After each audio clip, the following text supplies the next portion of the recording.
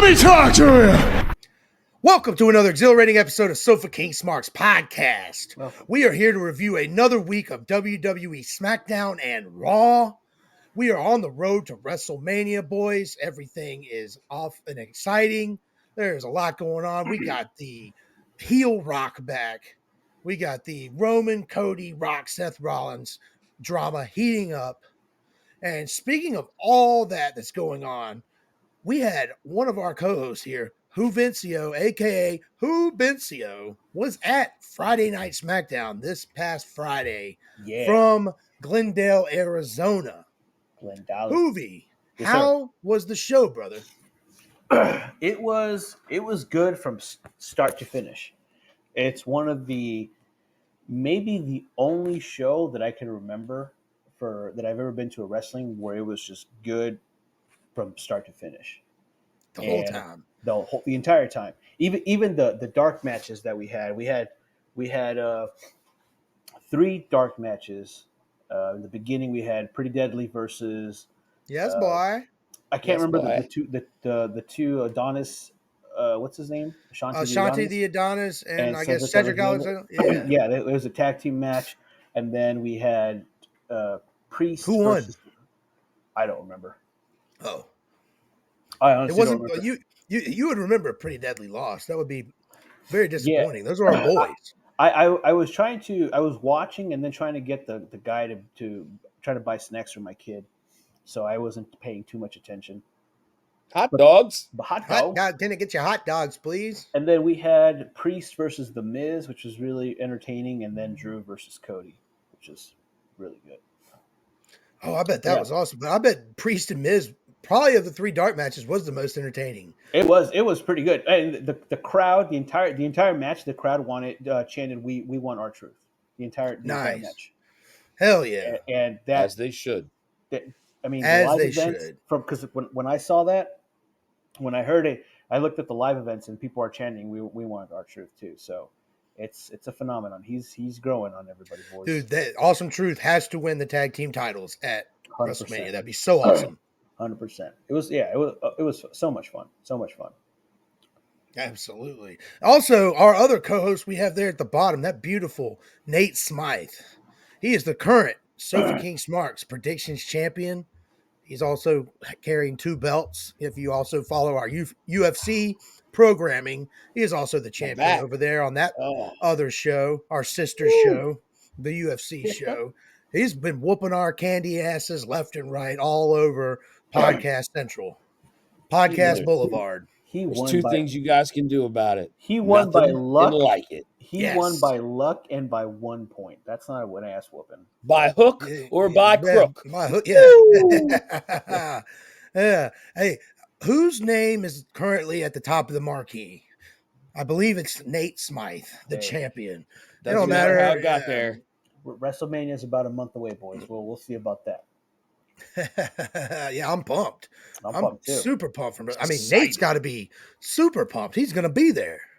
I am scratching at the seams, boys. Dude, whatever that fucking means. We had pretty good. Hoovy, we had you at SmackDown on Friday night. I was at AEW Revolution Sunday night. Nate's going to be at both nights of WrestleMania. What an awesome time to be a wrestling fan on the Sofa King Smarks podcast. Yeah. And NXT TakeOver and Raw after WrestleMania. Oh, you're going to Raw after Mania? Oh, nice. I ain't going to miss that. Nice. Yeah, that's awesome. I spent a lot of money. You're going to this is all like full Triple H too. His first full Mania, his first full Hall of Fame, Raw after Mania, no Vince McMahon. We'll get to him in news. He's got a few extra bucks in his pocket these days. Not that he didn't need it or, he was hurting for it. He was hurting. Yeah. How was AEW, Chet? AEW was awesome, dude. It was packed, sold out. There wasn't a seat open. The hottest wrestling crowd I've ever been a part of. It was so much fun. Crowd was Every hot. match was, so awesome. That Ospreay Takeshita match, greatest match I ever watched live in my life. Banger. It was really so awesome. And then the Sting match, from my perspective, I've now went back and watched it on pay-per-view or the the replay also. It was so good. It was just as good in the crowd as it was on TV. Anyone who knocks that match or has any or whatever expectations they had, they were exceeded. Yeah. Like we've seen Sting over the last few months have some questionable decisions in some of his matches, but no, this was mapped out perfectly. We give Tony Khan all the shit in the world about all his stupid decisions he makes, but what he did for Sting, the way he ended his career, sent him out the way a legend should be treated. Yeah. Sting did it with class. He did it with dignity. He was badass in that match. Nothing about that match said this man is 64 fucking years old. I agree. And every time, for lack of a better term, he would Hulk up, the crowd went absolutely berserk. And the total vitriol and hate for the Young Bucks in that building was so awesome. Oh, yeah. I mean, the fuck you Young Bucks chant that went on for like a minute and a half was thunderous. And I had a great time. It was awesome. Fun show. Everyone was awesome. The worst part of it was not having enough time to go piss or get something to drink in between. We were talking about that. And by the time you got to the main event, there were some stenches marinating in that joint. Oof. I'm tapping my buddy. I'm going, man, do you smell that? And he goes, which one? I was like, yeah, I know, right? I can't put my finger on what it is. Oh, that's cool. Yeah, because everybody, but it was fun, dude. Yeah. It was awesome. That's how it was when I went to the Full Gear. But I agree with what you said. The Sting match, like I had no expectations because I don't watch AEW. And I'm like, I'm going to give it a shot. And I started watching when FTR versus Castellano and John Moxley. That was actually a pretty decent match too. Like from that on, like I was entertained. I felt like the booking was good. The Sting booking at the end was, I thought, everyone thought that the Bucks were going to win, and they didn't. So it was pretty good. I enjoyed the shit out of it. What'd you think about Revolution, Nate? I thought the first couple matches I could have done without personally, but once, like Hoovy said, FTR versus Mox and Cesaro, I'll never call him anything else. Castellano, Johnny Sins. Yeah, whatever. That's yeah. Great call by. Come on, when Dean Ambrose and Cesaro fought. Yeah, great tag match. Yeah, great tag match. But after that, like you said, I was jealous you got to see Ospreay wrestle take a shit. Oh my god, it was so awesome! Such a good match. That was so good, and that's what I feel a lot of people miss out on because they are such like tribalism and hatred for other brands. Yeah, it's like, AEW fucking sucks, WWE for life. No, just watch whatever you want. Enjoy all of it. We don't have to hate one to like the other. The amount of enjoy hate, everything. Yeah, the amount of hate this pay-per-view got on Twitter was ridiculous. And like I said, I don't like AEW. I'm not an AEW fan whatsoever, but this was a fucking banger pay-per-view. Yeah, it was awesome. Yeah, they did a great job. Great job. There was only one time in the entire night that the crowd went into it. Can you guys guess? The women's match. Yep. Dead silence. Dead silence. And that was unfortunate because they were out there busting their ass too. Yeah, I thought it was okay. It's good. Yeah, good shit. I mean, doesn't matter where your seat is in that stadium. Tony Storm's caboose can be seen like the Great Wall of China from space. Good award nominee. That thing was a thunderous. I'm glad you went. I'm glad you had fun. Yeah, I had a great time. It was so awesome. Yeah, I told my friend, like my buddy, before we went there, and then when we left, we're never gonna forget this. This was so much fucking fun. Yeah, this was so awesome. That's awesome. I mean, you know who the most outside of Sting, the most over guy was in the entire place all night. It boggles my mind. Swerve? No, he was third. Oh, okay. Who? Eddie Kingston. Yeah. No, I'm not a fan of Eddie Kingston. I'm not either. But dude, that place was going berserk for him. That match was awesome too. Yeah. So when I went to Full Gear in Minnesota, it was Punk versus Eddie Kingston. The pop for Kingston was bigger than Punk's. Yeah. So I believe you. I believe you, but I just don't agree with it. People love the King of the Bums. Yeah, they do. I mean, they do. I don't not like him. I just don't care about this, having the 3 belts and this whatever thing, but like he's had a great rivalry with Danielson. He's had a great rivalry with Claudio, but it's more of just how he's booked, I guess. I don't know. it was good. I had a great time. It was good. phenomenal show. Good. Oh, one more thing.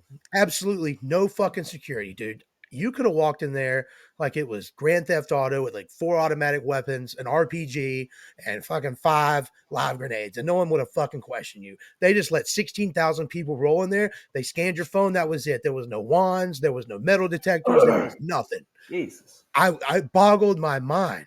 We went through, when we Wow. got into the arena, we went through 3 entrances, and I was like, no one's checking shit. Like, That's You know, crazy. They don't give a fuck. yeah, That's crazy. yeah. They're like, let these marks stab each other. We don't care. I mean, nothing happened. It was just a good crowd of people. Let's thin the You know, herd, boys. I got to see Lex Luger roll right past me, like right no below me. shit. Yeah, right Oh, before wow. the main event. I got a video. I'll send it to you guys. I got Lex Yeah, Luger, DDP, and Arn Anderson rolling in. Awesome. Yeah, That's dope. so that was That's pretty why they sweet. didn't have any security. Arn Anderson had his 9mm. Yeah, he had his Glock. I'll pull out the Glock. Pull out the Glock. He don't carry no 9mm, dude. That thing's like probably a 357 Magnum. Yeah. Yeah, like Dirty Harry. A Dirty Harold. Yeah. All right, but let's get into the SmackDown. Smack it What down. we came here for, this WWE review. Let's see here. Let me get my notes here. SmackDown this past Friday night was live from Glendale, Arizona, where Hoovy was located as well. Yes. All right, so I got the show broken down into 2 parts. This was obviously there's one part, the most badass part of the show, and Hoovy, you have to agree, was the Roman Reigns and Rock Bloodline promo segment that took over roughly 1/3 of the show's runtime, and I had no problems with it. It could have gone an hour and a half for all I cared. But let's get into this promo because there's a lot to. Where the hell? Get the fuck off my screen. Sorry. Yeah, because I mean, earlier in the day on Friday, Rock posted the 21-minute video, which basically just running down Cody Rhodes and Seth Rollins. Basically ends with a "fuck your story." And so, already going into this show, The Rock was already on a little bit of a tilt. He's got some beef with some people. But before Rock gets any beef, the fine folks of Glendale, Arizona, what was y'all's problem, Movie? Could y'all not acknowledge the tribal chief properly? What was going on there? Could you give me an insight into what was happening?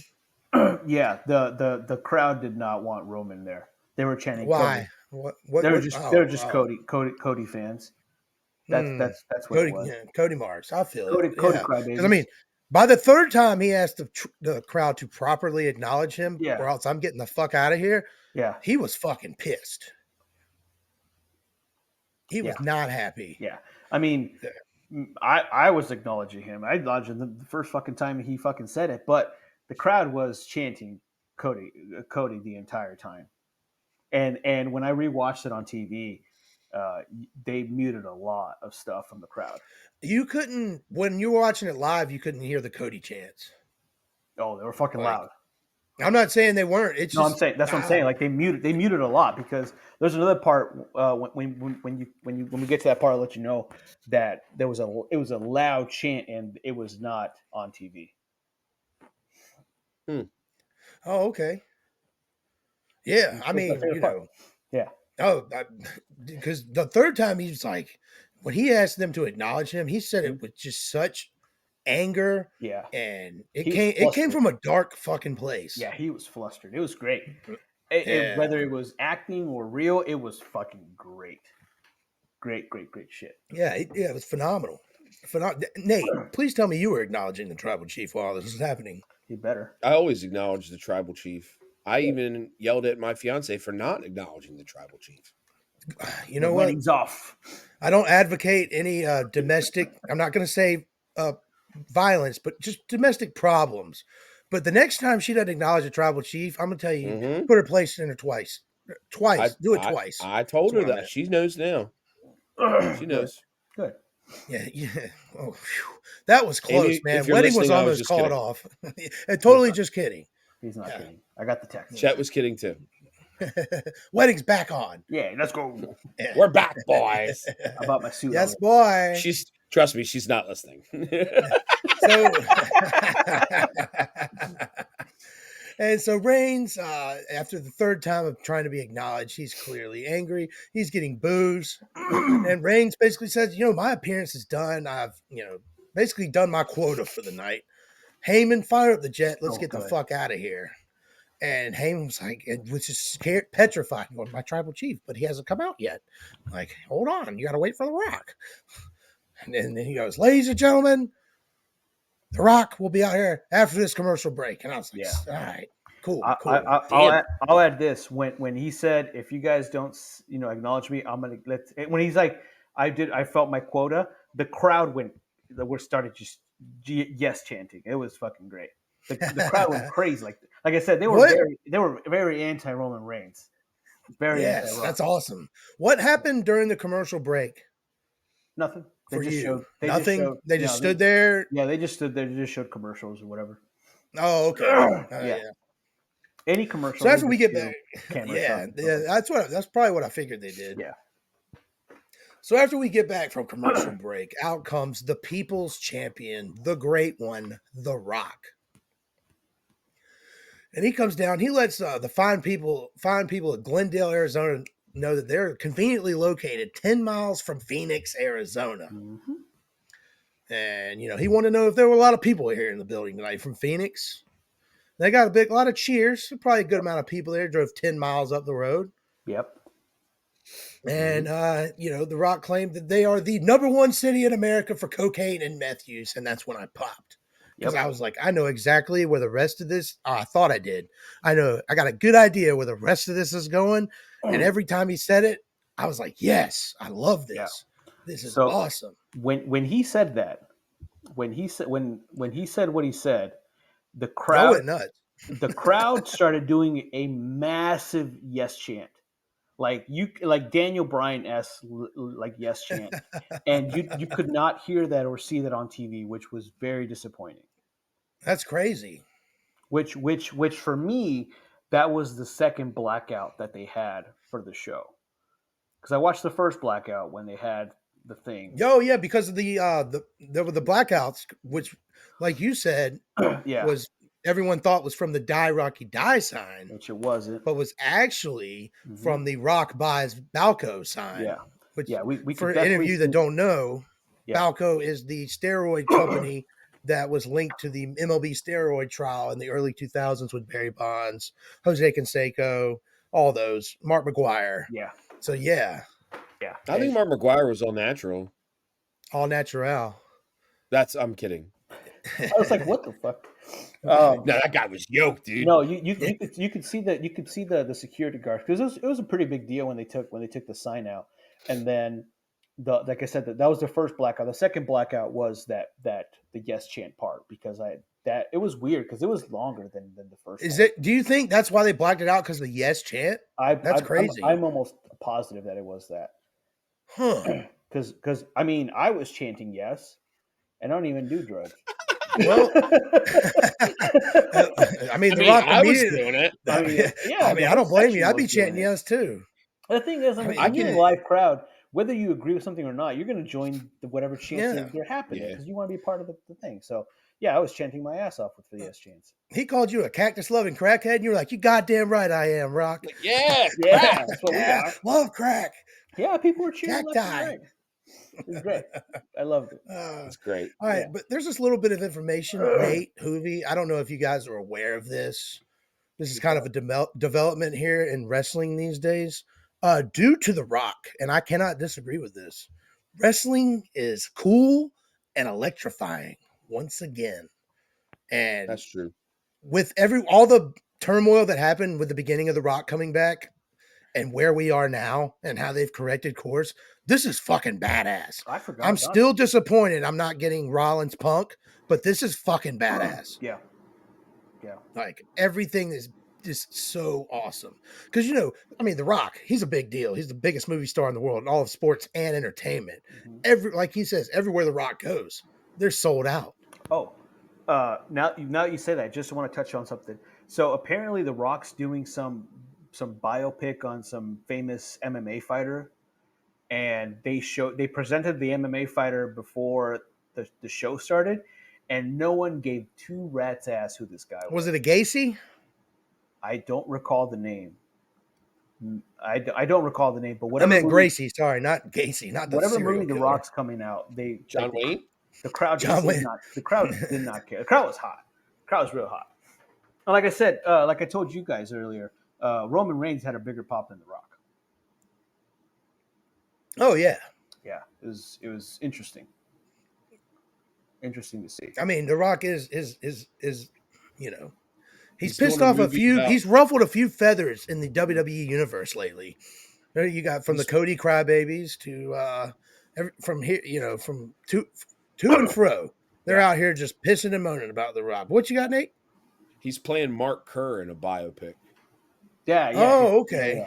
Yeah. The crowd didn't give a rat's ass who that was. No, that's Mark not. Kerr's so old, dude. Yeah, he's old as fuck. That's not a notable name. Yeah. Okay. I mean, I know who he is. I have know no who idea. he is too, but I have no there's idea. not a lot of people. You go who they go who the fuck you talking about? Yeah. Yeah. I was just bottom right the entire time.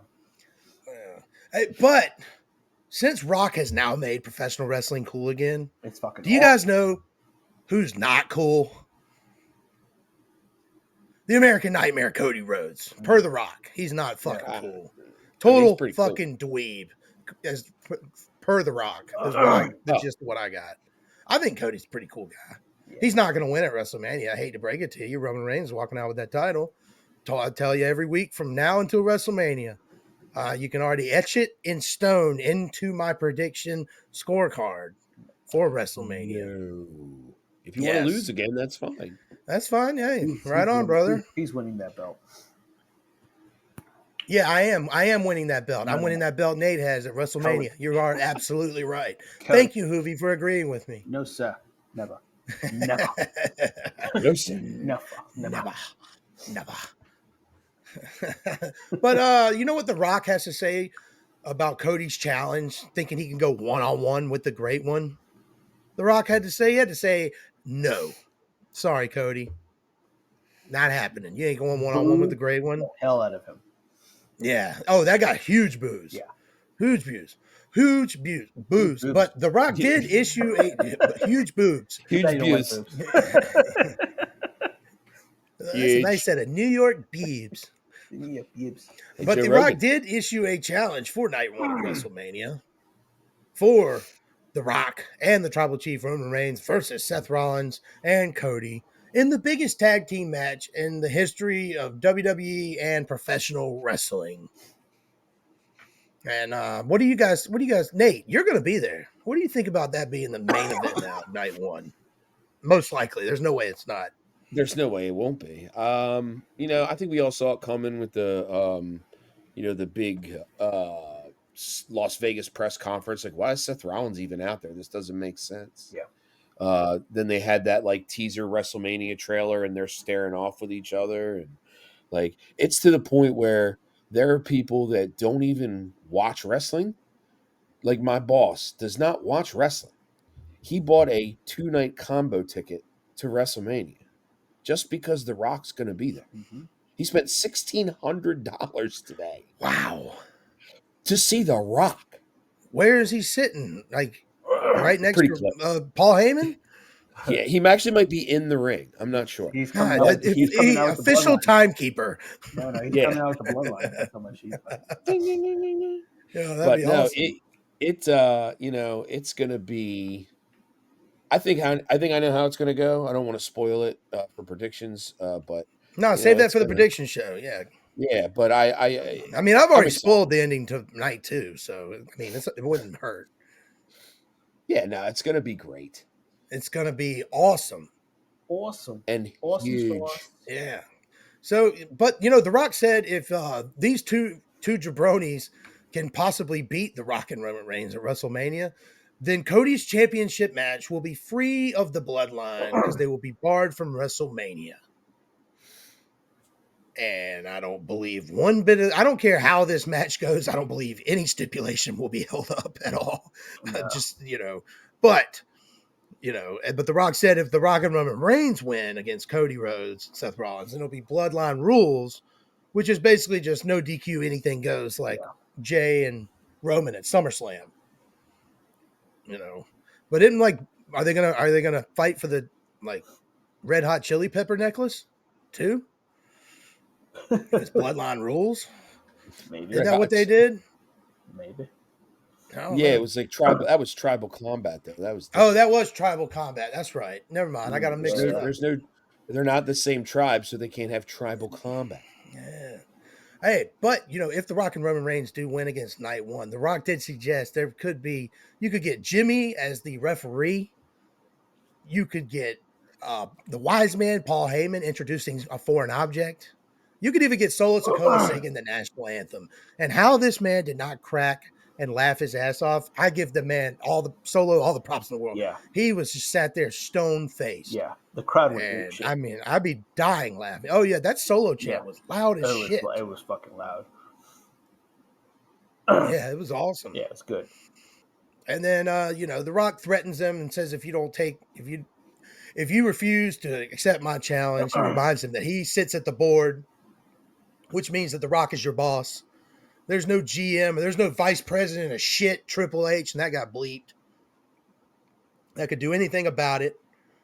And then as The Rock's about to end his promo, this is probably the best part of the whole thing. Yep.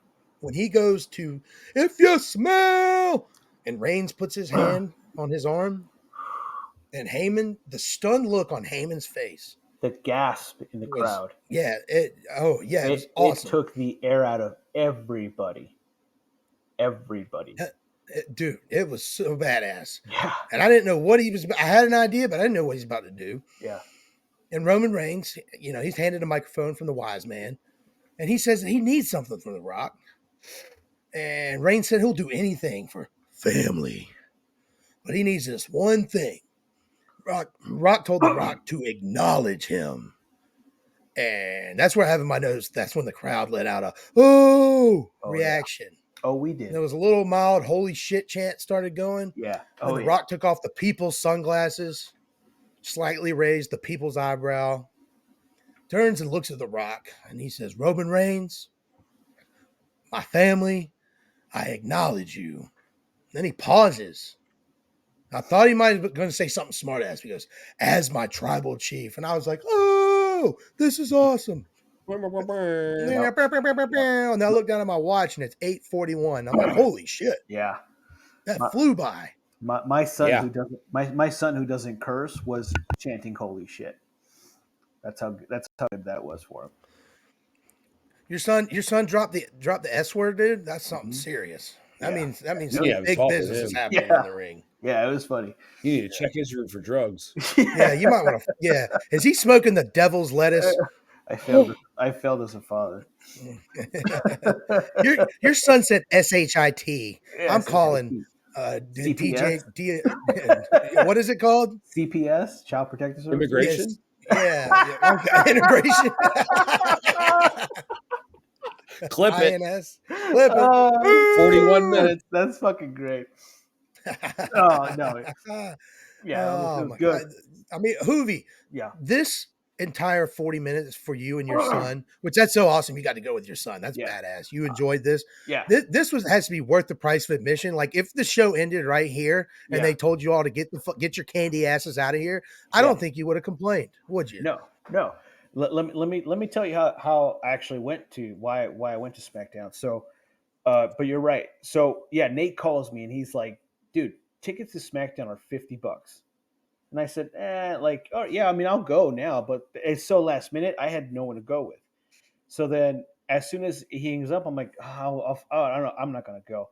My kid calls me. He goes, Dad, what are you doing tonight? I said, nothing. He goes, I'm not working today. Let's go do something. I was like, oh, let's go to fucking SmackDown. I said, The Rock's going to be there. He's like, yes. Let's go. So I bought tickets. Cool, I bought tickets fucking immediately. Awesome. I left. Coolest fucking dad ever. I left work 40 minutes early. Because it's I live 10 miles away from, because I'm in Phoenix. I live 10 miles from Glendale. So when he says he left work, he left his house because he works from home. Yeah, and he's also saying it like he had to drive 3 hours. He's like, I live 10,000 miles from Glendale. Well, the problem is it's right with traffic. So traffic here is super heavy. So I had to leave an hour and a half early to get there, and I had to pick up my kid, take a shower, and all that shit. Yeah, I don't speed, man. I drive the speed limit. I was blazing through the streets, trying to get there early. Oh, speed Yeah. In a racer brand over new here. ride, Yeah, baby. my brand new Yeah. rad. But yeah, no, the it was, yes, I paid $70 a piece. That $70 would have been, I would have been fine if they said, yeah, this Fuck is yeah. over. This is over. We're going home. It Yeah. was, We're shutting it down. It doesn't. There's nowhere to go but down from here. yeah. And it was one of those things where, like I said, my kid who doesn't really watch wrestling all that much, he thought that was one of the best things he's ever saw with wrestling. So it was That's really good. badass. Yeah, it was really, really fun. I'm glad you got to experience that with your Yeah, son. yeah. Awesome. I wish I would have Hell seen Cody yeah. and Seth Rollins, face up, but that's for Dallas or whatever they're going to be at next week. I think it's Dallas. Yeah, I think you're right. Dallas. Yeah, that is good. That would Yeah. be. Yeah, it is in Dallas next Yeah. week. Yeah, that was pretty badass. That was a phenomenal segment to open up SmackDown. Yep. I mean, the best segments for SmackDown in the past 3 months. Anything involving The Rock. Mhm. It doesn't matter. It's awesome. His new But let's his new entrance is pretty cool too. The Titantron Yeah. with the Rock with the bull, the Brahma bull with the red eyes. That was they dope. they didn't show it as much on TV, I don't think, Oh, but I okay. did see that a little bit. It was Yeah, bright. It was pretty badass. yeah, it was badass as fuck. Yeah. But let's get into the rest of this show. Let's go. That due to The Rock going a little long, Mhm. which is why he had that 21-minute promo, because he was told he wasn't going to get enough time, and then he was like, "Wait a minute, I Yeah. run this bitch. Basically, I'll talk as long as I want because I'm the people's champion. There's not a damn thing you candy ass jabronis can do about it." Oh, And so, yeah, he was allotted 30 minutes, and he went 40. when another thing So- I just remembered, they blocked out when he called when he called out Triple H on TV. They didn't block it out on the WWE clip of that video. I'm sorry. They only When the bleeped out the shit now instead of like the whole thing. let me backtrack. I'm sorry. They blacked out Oh. when the crowd was chanting Triple H, because the crowd was chanting Triple H, and I heard that live. I mean, the Hulu version, they muted the shit out of that. Oh yeah, that's when you go to the Hulu version. That's when they can fine tune it to fit their narrative entirely. Yeah. Yeah. You can't hijack shit a show on Hulu. They'll figure out a way to put over some 2014 crowd noise over whatever the hell you're saying. I'm glad. Just to I'm hype glad you down. guys heard it, because I thought that was stupid. Oh yeah, that Triple H chant was loud live. Good. Yeah. Yeah, it was fucking loud. Yeah, it was awesome. Yeah, that's cool. Oh, no, yeah, let's get into the rest of this show. That was obviously a couple matches you can tell were cut for time, cut for time constraints. Jobber entrance. But let's see. Let's get in. Run down the rest of this show. We have Tiffany. Yeah, that's for damn sure. That is for goddamn sure. Stiffy Tiffany time. Stratton. Yeah, it's titty time. Stiffy time. Yeah. Tiffany Stratton defeating Naomi. Then we have Bailey being betrayed by Dakota Kai in their tag team match versus Damage Control. We got Braun Breaker's big SmackDown, in my opinion, live debut, because his last one was taped, squashing Zion Quinn with a devastating spear. We have Carlito defeating Santos Escobar in a street fight with the help of a returning Rey Mysterio. And Randy Orton, the Viper, defeating Austin Theory with Kevin Owens on commentary in the main event of the night. Hoovy, the pop for Rey Mysterio coming out was thunderous on TV. What was it like live? The loudest pop of the night. Wow. Yeah. I mean, I popped, but my kid jumped out of his seat. Oh, Nice. So the funny thing about that match was, so my kid, he works at this old folk home. He's a waiter / dishwasher, and typical Mexican job. And I said, You said it. Yeah, I know. He's like, Carlito's back. I was like, yeah, dude. I said, he has dishwasher music. And he's like, what? He's like, what's that? I was like, just wait. Like, when you hear it, you'll understand. And then Carlito comes out. He's like, damn. He goes, that's dishwasher music. That's what we have at work. I was fucking dying, man. Me and the people around us were just cracking up laughing. That's hilarious. He confirmed it. I was like, that's pretty fucking funny. We've been saying that since he came back. That's dishwasher music. And Yeah, it sucks. it was great. It was fucking funny. But God, yeah, that pop on TV was loud as fuck. amazing pop. That was the pop. Like that was louder than Roman Reigns or The Rock coming out. Yep, 100%. Oh yeah, 100%. and he was also wearing his sweet Great Muta style mask that he has, so he just looked even more badass. I was watching with my brother. Yeah.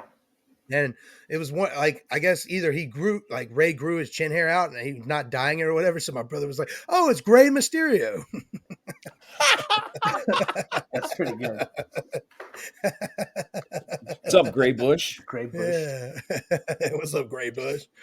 Yeah, that was good. It was good. It was good. Yeah, pop. Gray Mysterio. Oh, it was awesome. Yeah, The match was pretty good. I liked It wasn't as devastating of a street fight as like New Day versus Imperium was, but it was still fun. Mm-hmm. Yeah, it was cool though.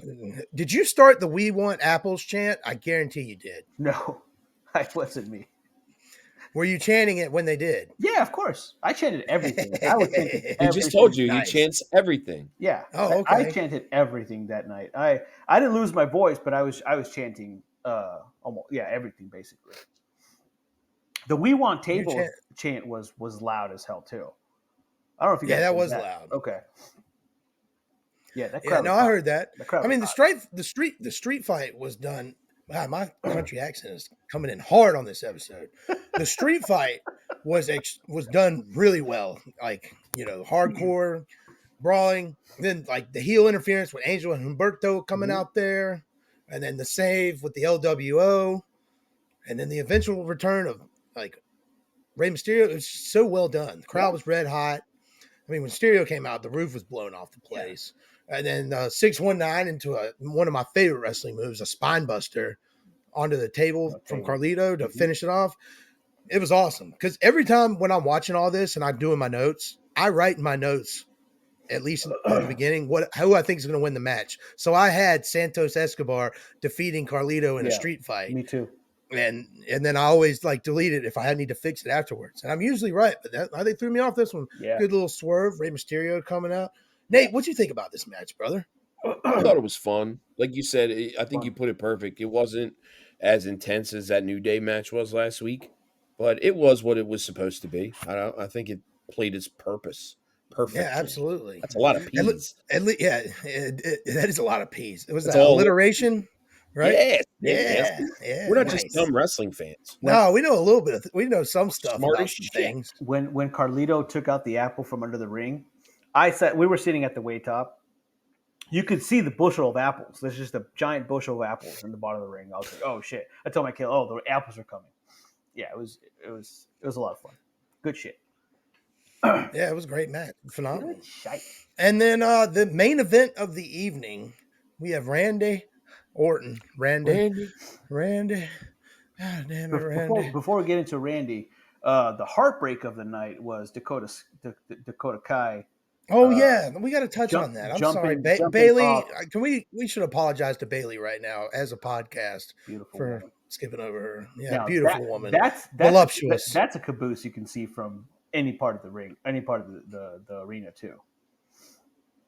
Oh yeah, I saw her ass while I was at Revolution on Sunday. It was crazy. Yeah. That's how big that thing is. Yes, ma'am. Yeah. Yes, ma'am. Yes, ma'am. Yes, ma'am. But that was a heartbreaker. I mean, that's another one where everyone yelled no. Like I texted the group, I said no, and like what's going on? I was like, oh, you'll see right now.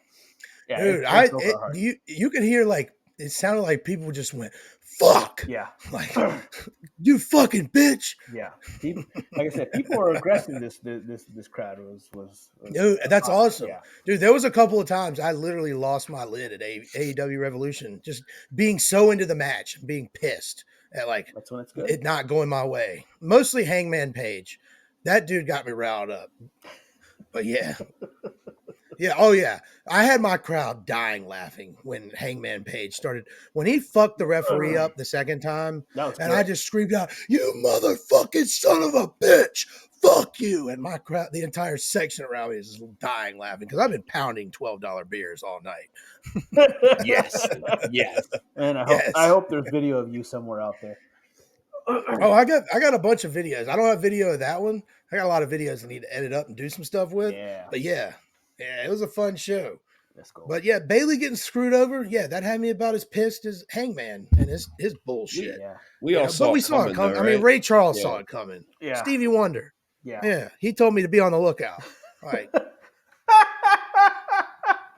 but I mean, it's still professional wrestling. Even some of the stuff that's so predictable, it's still awesome when it happens. Yes. And I enjoy. We all knew she. Yeah. You knew when she didn't get involved in any part of like the first 70% of that match what was happening. Yeah. But I was still waiting. I was still here for it. I was like, it's gonna be awesome when it happens. Yep.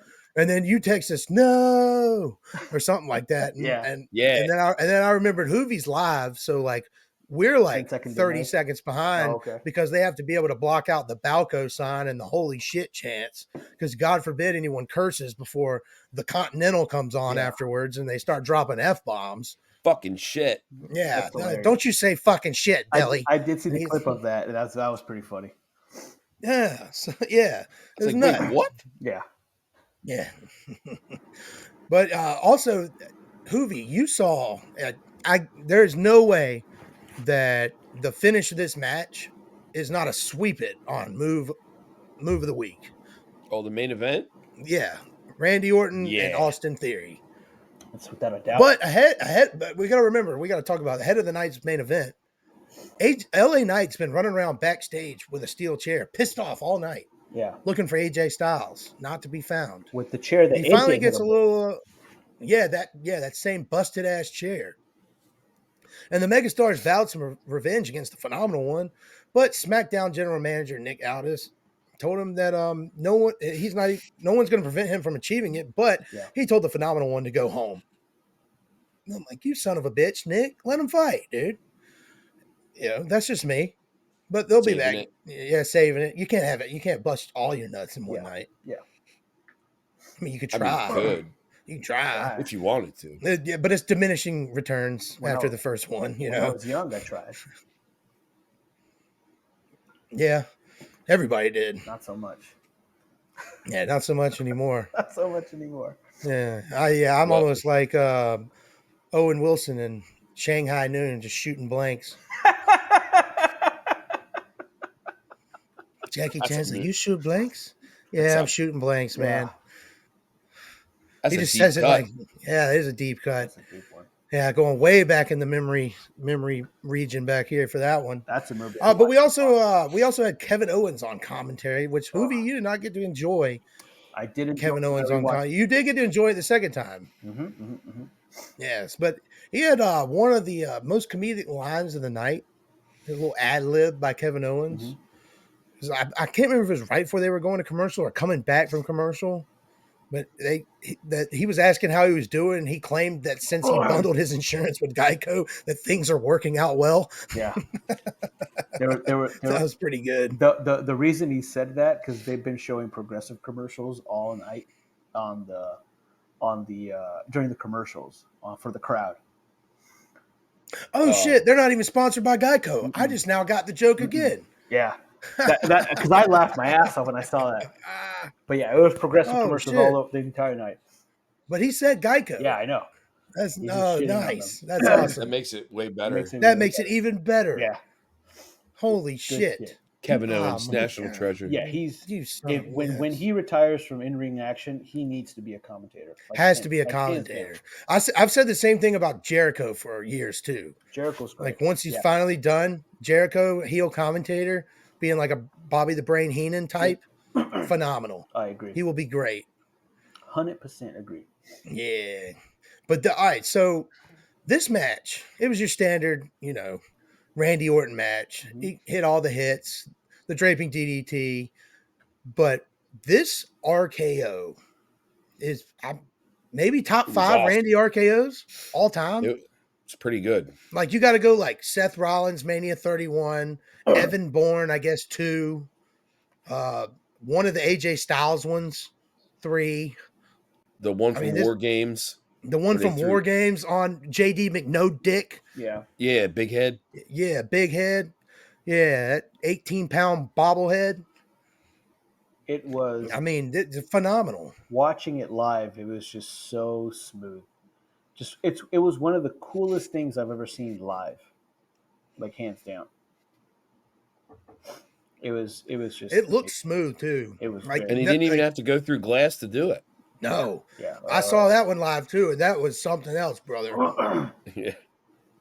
Holy that's shit! tough. But yeah, he didn't have to. Yeah, he didn't have to go through that. CM Punk's had a point this entire time, guys. Mm-hmm. Everybody wants to give him crap about Jack Perry this, Jack Perry that, but CM Punk's been right. But then also, I saw something the other day about all this awesomeness that's happening with Drew McIntyre and then The Rock and Seth Rollins thing. Some guy just goes, just so you guys all know, you can thank Jack Perry for this. And he kind of had a point. Yeah. Because Jack Perry led to CM Punk coming over before CM Punk getting injured to all these other things happening, which would have never happened if CM Punk wasn't in the mix. AEW is gonna be facing some lawsuits pretty soon. What, from that glass? Mm-hmm. No, they won't. Oh yeah. No one's injured from it. A couple things flew up into him. I haven't seen anything injuries. There's a person who has a bunch of glass who had a bunch of cuts in their face. Had a bunch of cuts on their face. I believe it if I see it. Yeah. But I've watched like all the people who had camera angles from that in that general vicinity. Yeah. And it looks like glass just kind of flies up on you, but it's not. And I'm not going to downplay it. I thought people oversold how bad it was, like as if like the woman was beheaded right there in the corner. Yeah, I behead her. I agree with what you said. I think it's more of the shock that people just kind of turn their heads. Yeah, like the way. But don't get me wrong. One tiny, minuscule pebble of glass flies perfectly into the corner of your eyeball. You're done. And not even lodging in there, just you blink and then it gets stuck back there. You're fucked. Yeah. So. I'm not downplaying it. I just don't think it's as bad as the internet's reacting. Yeah, I didn't see Doc Sampson over there, which is the worst doctor in all of sports, but I didn't see him over there working on her. I mean, you go back and watch the clip. The one AEW security guy who's always at every show is just sitting there on the chair. Yeah. And you can see the guy next to him going, holy shit. And the guy taps him and goes, this is every fucking Wednesday, bro. Chill out. Like, that's just what he looked like. It ain't shit. That's Darby. He's an idiot. He's pretty dumb. Yeah. From a live perspective, being in the crowd, that was badass as fuck. It looked cool on TV. Yeah, it looked cool as shit. Yeah. But who's not cool? Cody Rhodes. Apparently so. Yeah, per The Rock. Per The Rock. All right, so that was Friday Night SmackDown. Hoovy, how would you rate your experience on a scale of 1 to that was so fucking awesome? I'm glad I went. How would you rate that? That was so fucking awesome. I'm glad I went. Yes, I knew it. That was perfect. Yes, perfect answer. Yeah, it was good. Couldn't have gone any better. Well, let's get on to another show, Monday Night Raw, live from San Antonio, Texas. There was some good parts to it. Let me go ahead, buddy. Add one more thing about SmackDown. Yes, sir. Two things actually I thought was cool. So when SmackDown went off the air, Randy Orton went and basically signed almost every single person's gear or whatever that was ringside. Like it was like he signed every single thing that was out there, which I thought that was pretty dope because that was a class act. Yeah, I've been to so many live events and SmackDowns, Raws, pay-per-views, whatever. I've never seen anyone do that where they're going from one entrance of the ring and they just go all around and take pictures and sign everything and hug and high five and all that stuff. It was pretty dope. I thought that was awesome. I think Vince was against that. Oh, okay. Probably. Yeah. The other thing that was cool is that after the Cody Drew dark match, Cody was giving out signed memorabilia, just shirts, his weight belt, and he because they broke a table on one of the spots, and he autographed the broken table and gave it out to one of the girls in the crowd. It was pretty dope. Oh, that's awesome. Yeah, the girl was losing her mind because it's a big piece of broken table and he signed it. It was awesome. It was great shit. That is cool as shit. I mean, The Rock told me Cody's not cool, but that's cool. Yeah, it's fucking cool. The Rock was wrong. Cool. The Rock is wrong. The only rocks I know are the ones people in Arizona have been smoking, apparently. The crack rocks. Yeah. There's a lot.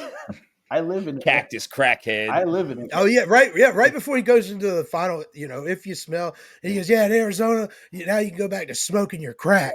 And I was like, yes, Crackhead Karens yes, and Meth Head Marys. That shit was fucking meth head funny. Marys, yeah, y'all There's, junkie hoovies, junkie there's juvies. there's a lot here. I tell I you that. was in Phoenix, Arizona, and looking at the calendar, October, right? Mhm. And I did not see any crackheads or meth heads. I pointed them out. They're right. I don't remember. Yeah, right outside of my apartment complex. There's a lot of them. Yeah, I said, hey man, that's Daryl over there. You don't know I Daryl? I said something very explicit, and you laughed your ass off. I'll tell you off the air. We'll talk about that. We'll talk about that off air. Yeah, we'll talk about after. Hoovy, I'm trying to build your city up. You're just trying to tear it back down. I don't want any people coming to my city and tearing it apart. Yeah, Phoenix, We get Arizona. we is get the Californians already. new Albuquerque, New Mexico, as far I as shot meth guns goes. in the desert. I shot that in the desert. Yeah. Yeah, you know what? If you go down Broad Street, you could bang fucking coke in your veins. Mm-hmm. You do whatever you Maybe. want down there. I'm good. I don't need that. I'm good. Yeah, I don't need that shit in my life. Nah, No. I'm good on that. But let's move on to Monday Night Raw. Monday Night Raw. Live from San Antonio, Texas. Mm-hmm. The show opens with a Cody and Seth Rollins promo. Then we have the Intercontinental Champion of the World, Gunther, defeating Dirty Dominic in a phenomenal match. Then we have Shayna Baszler and Zoe Stark defeating Katana Chance and Kaden Carter in a, tag team eliminator contention. I don't fucking know. I have no idea. I don't fucking care. Yeah. And then we have Nate's favorite women's wrestler, Nia Jax, defeating Becky Lynch via disqualification due to Liv Morgan interference. That concludes the first part of Monday Night Raw. Boys, let's get into this Cody and Seth Rollins promo real quick. Do we have to? I am an ultimate optimist when it comes to wrestling, as you guys are as well. Mm-hmm. We try to always look at the good. Mm-hmm. We try to overlook some of the bad. This was bad. This was not good. I don't know if it was because of the long-winded nature of it or just the childish. I'm not even gonna say child. Like, if you're not a heel, the insults they were making don't come across as anything other than just childish, I guess. Like, in my country, we called it no bueno. no bueno. That means not good. It means not good. It means not good. Yeah, and I did not think this was that good. No, Rosetta Stone. I really didn't. Because I mean, at the end of the day, this really accomplished jack squat. I mean, it didn't. It accomplished set up Friday Night Smack. I was more pumped for SmackDown during this, hearing this, than I was hearing this. I will say this: it accomplished the only good thing that came out of it was Drew McIntyre's tweet. Okay, yeah, that is good. That was good the point. Only good thing that came out of this. Where he's like, I will also say that another good thing that came out of this was it helped me with an award nominee. You know what? We got to look at the glass half full here, sir. Boys. You know? Yes, sir. I'm like we said, we're the ultimate optimist. So we're going to try to find the highlights here. But here, let me tell you, let's just go ahead and get the shit out of the way. And I mean that with absolutely no pun intended. Let me get the poopy back. What? The Seth Rollins dubbing the great one, the people's champion, one of the greatest sports entertainers of all time, one of the greatest trash talkers of all time, one of the best on the microphone, period. When it comes to running down his opponents, running down a city, running down an entire country for all I care. He's going to call him Diarrhea Dwayne. I don't know about you guys, but that sucks. Yeah. That was not good. You know, really bad. Basically just said, you're a stupid poo-poo face. Exactly. That's exactly what it was. Yeah. Schoolyard insult. Yeah. Yeah. I would say the only, the saving grace for it, and it wasn't for adults, that's obviously something for the kids. That was just meant for the kids too. It must be for the kids. For the kids. We forget there's a lot. I mean, You a lot of kids watch the show, so they have to have something. That is true. That is true. Glass half full. Yeah, diarrhea is a hard word to spell. It is. So when I try to text people about it, I might have to use voice text because I don't know how to spell that. Here's a way to help you, like Diarrhea Ripley. Like, there you go. That'll help you spell it. Yeah, but that's ruderia. I don't. That is horrible. I would not disrespect mommy ever. My brother's the one that told me about Diarrhea Ripley one time. He goes, "Do you know her name?" He's like Diarrhea Ripley, and he just started laughing. I was like, "What are you talking about?" And he was like, he wrote it down so like he could show it to me on a piece of paper. He couldn't even explain it. It was so funny. He had to write it, and once he wrote it down, I was like, "Oh, Diarrhea Ripley." That is kind of funny. That is pretty funny. That is funny. But I won't call her that. Yeah, never. No, again. I'll never call her that. No, that. I have one name for her, and that's Mommy or Yes Ma'am. We'll never say that name in this podcast ever again. Yeah. Or please. Or please. Yeah. Yeah. Thank you, Mommy. May I have another? Can I have some more? I mean, I would say out of all The Rock's entire promo, when he talked about Cody Rhodes' dog, I'm not down with that. But at the same time, I also loved it. It's weird. I'm a pro animal guy. Too. And people who abuse animals, I'm not against it.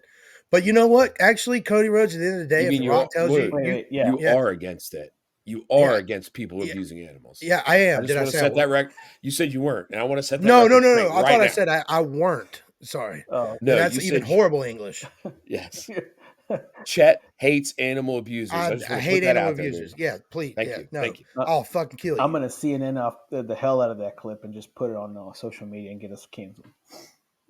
That's fine. Can you at least end it with like that? In the arms of the angel commercial with Sarah McLachlan. Yeah, Sarah McLachlan commercial. Yeah, can you at least like generate some money for the dogs? 100%. Like this has to be some positive. Remember, half full, gentlemen. Glass half full. Fucking half full. Michael Vic Franceschi over here.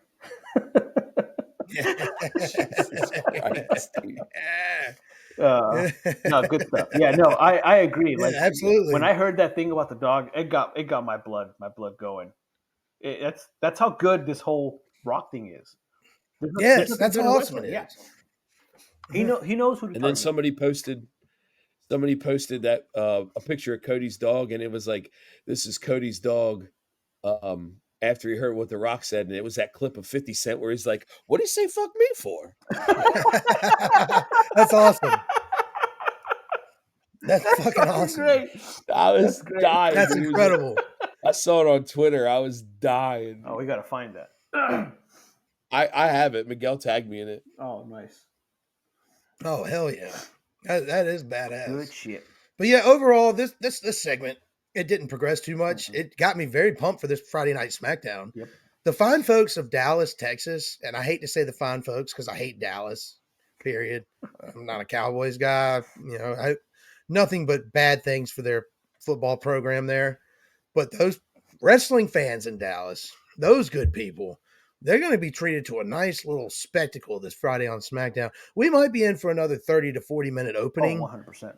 And I hope it opens the show, because if it ends the show, there's a possibility they only get like 11 minutes to do what they need to do. Because no overruns on Fox. God forbid we don't get to see the 10 o'clock news that you see every day. I mean, every time SmackDown ends, it immediately tells me the weather for the next day. It's the weather guy here. Like, I have an app for that. If SmackDown needed to go it's not like Fox is premiering Masked Singer right after SmackDown or something, where it has to have a hard out. It makes no sense to me sometimes. Remember when wrestling used to go over? I used to watch Raw, and it'd go off at like 10, 18. Yeah. Yeah.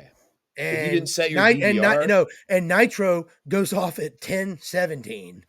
Yeah. And you're flipping back and forth going, what? Yeah. God damn it. Yeah, those were the good old days. Back when you plugged your video games in and you just went to channel 3. Yep. Yeah, those Channel days, 3 or 4. simpler Yeah. times. Yeah, channel 3 or 4, but you had to click the little thing in the back to choose, Yeah. Yeah, Yes. like you had a choice. You want to go on 3, you want to go on 4. Yeah, it was awesome. Simpler Yeah. times back then. Pay-per-views were obviously we have networks and Peacock now, but you could watch a pay-per-view for $29.95. That was it. Now it's like probably like $5,000. I don't even know now. It's crazy. Inflation. And yeah, it's nuts. But let's get into the rest of Monday Night Raw. My favorite match of both shows, Gunther defeating Dirty Dom. I mean, Loved it. loved it. Awesome. Awesome. What they did on this show, pinning Judgment Day against two bigger heel groups and the same heel group at the same time, but bigger heels, and getting slightly sympathetic babyface heat, except for Dirty Dom. The crowd just wanted him to get his ass whooped the entire time. He was the most despised man in the building. Yep. And Gunther was the Gunther might as well have been Hulk Hogan beating Andre the Giant. Like, Yes. yeah. The man could do no wrong. What do you guys think about this Dirty Dom Gunther match? I loved it. It was great. The chop that when Dom tried to go on the top rope and walk around with his arm, when he fell, the chop that he gave him was Devastating. Now I didn't pay attention to when it happened, but Dom's chest gear was ripped from the bottom. I don't know when it happened, but I felt to me like it happened during that chop because he just fucking it had to have been one of those chops. They were devastating. Man. It was great. It was fucking great. Gunther threw him in the corner and grabbed his shirt and ripped it apart. Oh, okay. I didn't see that. Oh, is that what it was? Oh, okay. Yeah. I missed that part. Yeah, I thought it was from a chop. So did I. He ripped it apart and then he just, oh, I hit him with another thunderous blow. With a thunderous blow. Yeah. I mean, here's what I was thinking tonight with what they were doing with Judgment Day, having them face Imperium heel on heel in those two matches. Mm-hmm. They were getting feelers on them being faces, I guess, even though it's going to be hard for Dirty Dom to become a face. But I think they're feeling out like Finn Balor and Damian Priest, one of those guys, whenever they split up, becoming the good guy. Yeah. I don't know how, because, for two heel versus heel matches, they worked out beautifully. Like just the way it went. It wasn't like awkward like some other ones where the crowd still was able to pick out who they wanted to root for. Now, which made it fun. What was it me or were they trying to do Imperium as more the baby face? No, they were trying to do Judgment Day because the crowd was chanting hot for Finn Balor in the second match. Because McAfee was kind of saying all this German stuff, and it was making it seem like they were the baby. Oh, well, that's because he doesn't want to get his ass beat by Gunther. They got their own side thing going on. Oh, yeah. Last week at the show you were at, I think it was last week, or maybe it was the week before. No, it was last week. Yeah. Go ahead, Nate. Tell them what it is. Oh, yeah. It was when Gunther was fighting Jey Uso, and McAfee was doing the thing. Oh, yeah. And Gunther caught him. So then the next week, it was 2 weeks ago. Because then the next week, Michael Cole was like talking about how he was kissing Gunther's ass backstage and all this stuff. Yeah. Okay, I remember. Thank you. Because I thought it was like, why we're here. Why are they making the Imperium be the heels if the baby faces? That they're actually they look and portray more like heels. So that made sense. Okay, got it. Foreign guys are always the heels, dude. The foreigners are always heels. Foreign heels. Yeah, love them. Pretty Deadly. Cheap heat. Hoovy, you get it. You know what? If Pete Dunne and Tyler Bate turn heel, they'll be one of my new favorite tag teams. New Cats Republic. Yeah. That name sucks. That name sucks. I'd rather catch the clap than the Republic. God, that name sucks. I'm sorry. I'll with the name. Yeah, I'd rather have the name than the clap. Jesus. Yeah. You know what? That's how bad I hate the name. Okay. Well, I'm allergic to penicillin. Not a fan. So. Oh, that makes sense. Okay, that's understandable. I just don't want the clap. Yeah. I mean, that's the second reason. The first reason is I don't want an STD. Just so chlamydia is nothing to clap about, boys. Remember that.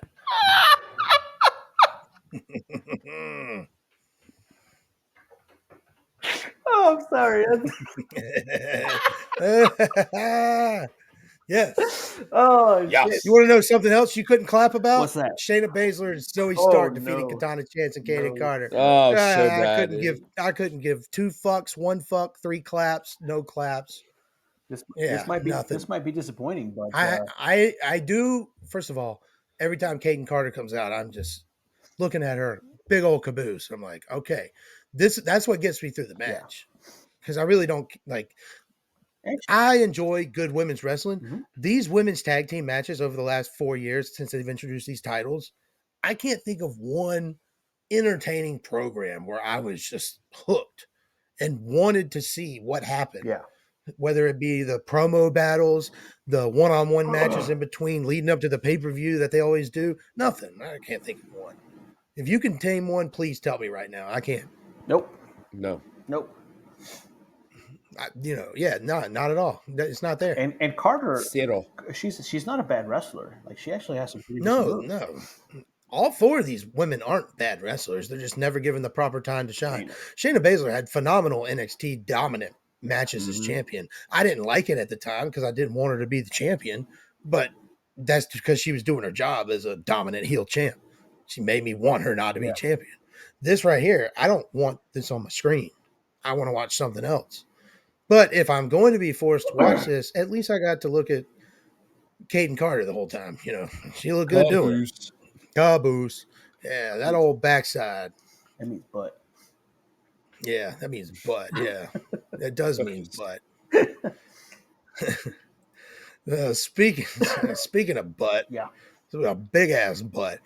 Nia Jax defeating Becky Lynch via disqualification due to a nice butt, Liv Morgan's interference.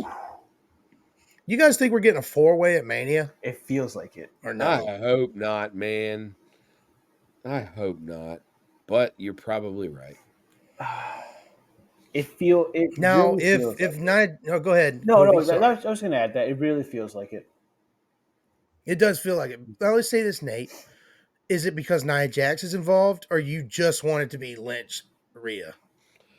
I just wanted it to be Lynch Rhea, but it just seems like they can't give these women, a one-on-one match. They have to put Look how two. Bailey. How long it took her to get one? Sorry. Yeah, you got to put 2 other people in there because you got to squeeze these women in somewhere. But not everybody needs to be on WrestleMania. It's already No. 2 nights. Like, you don't have to. Like, do I want to see Liv Morgan at WrestleMania? Yeah, I do. Yeah. Do I want to see Nia Jax at WrestleMania? No. She looked like Veruca Salt.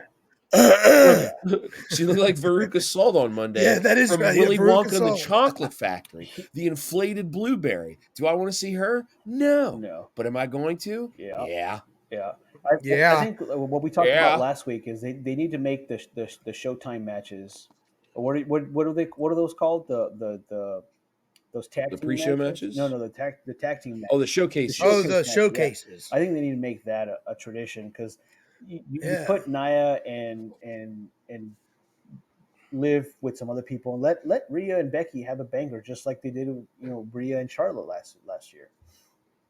They're good for it. Well, I do have some news and rumors later that I just remembered once we get that may talk about some tag team showcases. Yeah. Somebody's got a little bit of information, huh? A little bit of stuff from my British friends. No, that beans on toast eating son of a gun. No, he has nothing to do with it. I just wanted to give him a shout out. Oh, yeah, giving a shout out to Zero News. He's a friend. He's of a the worldwide leader in wrestling information. He's got all the scoop, I guess. All the scoop. I'm faster than Zero. The scoopski potatoes. Yeah, scoops of beans on his fucking toast. Hey. Hashtag 1776. Back-to-back world champ. Yeah. Absolutely. All right, well, let's get into part 2 of Monday Night Raw, boys. Let's go. Yeah. Let's see here. Let me pull up my other notes. Sorry. All righty. We got Andrade El Idolo I mean, defeating you said it Apollo You Crews. said it the English way, so you're good. Yeah. Yeah. I said the Caucasian version. Caucasian. Yeah. You know what? I'm going to just read it phonetically. Andrade El Idolo defeats Apollo Crews, shit, clean via pinfall in his first match back in WWE on Raw. We have Judgment Day defeating Ludwig Kaiser and Giovanni Vinci. Love it. And then we have a backstage interview with Drew McIntyre calling Seth Rollins a junkie. That was pretty good. Pretty good. That was Nate probably wild. thought it was the highlight of the show. Nate Katie's pain. No, Yeah, but Nate what he loves did Drew. afterwards was pretty good. Yeah. And then we have Sami Zayn defeating Ivar with Michael Cole on commentary wearing Valhalla's antlers, exploding ectoplasm all over himself. And in the main event of the evening, we have Drew McIntyre defeating main event Jey Uso with assistance from the Bloodline and specifically Jimmy Uso.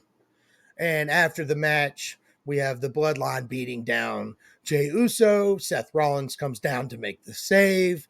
And Drew McIntyre has the most disgusted fucking look on his face because he proceeds to go down there and Claymore the ever-loving fuck out of Seth Rollins. So fucking good. So fucking good. This Drew McIntyre right now, boys, is so good. I can't even think of any better adjectives to describe this man. Awesome, phenomenal, insanely great. Everything he does turns to fucking gold. I want to hear. Go ahead. I want to hear what you're saying. I want to hear Nate say that. Oh, well, see, the next thing I was going to say is Nate's been telling me for years I need to be on the lookout for this Drew McIntyre fella. And I, you know, it's kind of like you with Breaking Bad for a long time. I was like, you know, it's probably good, but it's not for me. It's just not for me. It's, you know, maybe one day I'll come around to it. You know, maybe you flash me a good little clip and I'll go, you know what? I'll give it a look. Well, you know who's giving old Drew a look? Old Chet Von Chetsky. Because all those times, Nate Smythe, he holds all those belts. He's told me for years now, almost a decade plus. Dude, you really need to look at this Drew McIntyre fella. I tell you, he's a blue chip prospect, blue chipper. There's not going to be too many better than him. Someone call him the what did Vince McMahon call him? The chosen one. No, Nate came up with the chosen one gimmick, and then Vince. Nate told Vince to call him the chosen one. Nate calls Vince one day. He goes, "Vince, I'm a genius." And he's like, "Nate, why are you talking like me? You don't talk like that." There's a good point. How the fuck does Vince McMahon know my name? How does he? Because he eat pieces of shit like you for breakfast, Nate. Diarrhea Nate over here. Well, you know, guys, it's funny that you're talking about Drew McIntyre because as I sit here at the kitchen table, my son got a gag gift the other day. And this toy actually reminds me of Drew McIntyre. I've got it right here. I'll show you guys in a second. It's called a yodeling. Well, it's called the yodeling pickle, and it's a giant pickle in a can. And again, we can't make sure you blur that out. Whoa! Yeah, it's a pickle in a can. That's a lot. That's a goddamn Loch Ness monster. This is Angela. That's Angela. This is Angela. Drew McIntyre's cock. Shit. What a dick on that guy. Yeah. What a cock.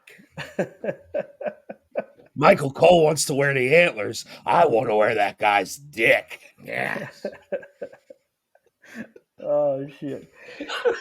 You guys are crazy. Wow. You're so crazy. You're so crazy. Yeah.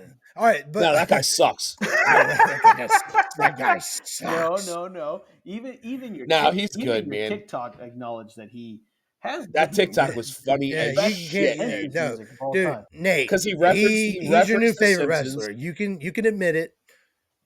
You're gonna probably buy a Drew McIntyre shirt on both nights of WrestleMania. You're gonna buy one on the first night.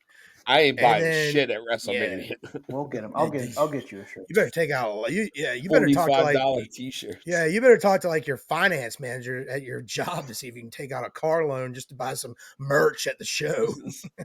Nathan's saving to buy another belt. I'm like, you're crazy. Yeah. You're crazy, man. You're crazy, man. Yeah, dude. Yeah, Drew's doing all right. He's okay. Dude, he's still whatever, dude. You know, you love him. He's badass. Second best He's thing in one of the wrestling. best things. As shitty, as terrible as it is, CM Punk getting hurt at the Royal Rumble is one of the best things to happen to Drew McIntyre. 100%. Because he prayed for it to happen, 100%. and it happened. Yep. Yes, You don't but want to be on the wrong side of his prayers. no, you do not want to be on the wrong side of his prayers, brother. Yeah. At all. The At all, and you know he's doing. He's the one guy who is calling everyone out on their bullshit. yeah. Yeah. The video of him driving the car outside of the arena, and then the crowd chanting CM Punk, and then he plays Living Color. That was great. He plays Cult of Person. That was phenomenal. That was amazing. That is insane. And then he referenced The Simpsons. Boo Earns. Yeah, dude, that was great. How can you hate this guy, Nate? No, yeah, Nate. I don't hate heel Drew. I hate babyface Drew. Well, yeah, that's kind of everything. Heel Drew's great. Heel Drew is my favorite Drew. This heel Drew is great. The previous version of heel Drew was not that great. And if he comes out at WrestleMania to gallantry, I'm going to explode. Ectoplasm. I'm going to explode. Nate's going to get escorted out for all the ectoplasm mess he makes. Absolutely. He's going to need some kind of assistance. Clean up. They're going to be like, can we get a medic to section 212? No, I ain't sitting that high, baby. Clean up. He did it again. It'd be everybody around me would be like on a Gallagher show. They'll have ponchos on.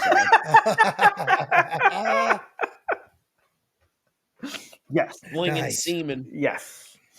Hell yeah. That's awesome. Fuck yes. Oh, great. Yeah, great times. But yes, Drew McIntyre obviously wins in the main event over Jey Uso. One thing I skipped over after the Sami Zayn match. Where the fuck did I skip over that? Oh, there it is. Sami Zayn and Ivar match. That's when Pierce makes it official backstage that there'll be a 6-man gauntlet match next Monday night to see who faces Gunther at WrestleMania. And half of me loved that news. Half of me hated that news. But that was just due to my own mark math of how awesome night 1 and 2 of WrestleMania could have been. Yeah. I'm no wrestling genius. I'm no wrestling savant. But a 6-man ladder match for night 1, reaching up for, I don't know. You can't have a briefcase. I don't know what you have up there. 6-man match night 1. Winner faces Gunther night 2. I wanted to be a ladder match. That was awesome. You have a Sonic ring, like you know. Yeah, the Sonic ring. Yeah. Yeah, that thing's huge. Yeah, that thing was huge. No, I think, boys, we marked ourselves into a corner with our fantasy booking last week. Yes. That's what happened. 100%. And we did mark ourselves into a corner, didn't we? Yeah, that mark math did not work out. Well, I told Nate last night, I go, if this ends with Chad Gable winning the gauntlet match, I'm all fucking for it. Yes. All over it. I don't know why. I last year this time, I was one of the biggest Sami Zayn fans in the world. This year, I feel like it should go to Gable. I don't care if it's Zayn and Gunther. I'll enjoy the match, but I'd much rather it be Gable. Right. But if it's not Gable, Zayn's my second choice. Yeah, I guess that is the next best option. Yeah. Who's else? Ricochet? Yeah, both of those. But like I told you, if it's not Gable, Nate, I hope Gunther obliterates and demolishes whoever the fuck it is. Agreed. And continues his reign of terror. Yeah. Makes sense. It makes Mark sense. Checks out. Mark Math can check it out. Sometimes those numbers add up. Sometimes those colors don't run. You never know. Never know. I mean, this Intercontinental title, Sami Zayn winning, Chad Gable winning, is the ultimate play here, boys. Yeah. I don't want to harp on it too long, but man, like those like month-long of matches they had, and then getting demolished in front. Not even getting demolished. He beat the shit. He had Gunther on the ropes. It's the feel-good in story. front of his family. Yeah. Yeah, it's the feel-good story. You know, Last year's was Sami Zayn winning it. That's Sami Zayn's story. For lack of a better term, everybody has a story now. yeah. His story is winning a heavyweight championship of some sorts. Probably that one Rollins has at some point down the line. Yeah, him winning this huge championship he speaks of doesn't mean the championship that he flip-flopped with Shinsuke during COVID and right before COVID. You know, that's not – if you're going to finish some big story, in my eyes, being the one to dethrone Gunther, that is a big enough story, but that doesn't fit the narrative I feel like he's trying to tell here. Could be wrong. I agree. Hashtag Gable Strong. Hashtag Master Gable. That's what I got to say about that. I agree. I agree 100%. You agree? 100%. Nice. 100. 100%. 100. No, not 100. Yes. 100. 100. 100. Yeah. 100. That you spell that HUND. And IT. And then it's just it's just an apostrophe after that. 100.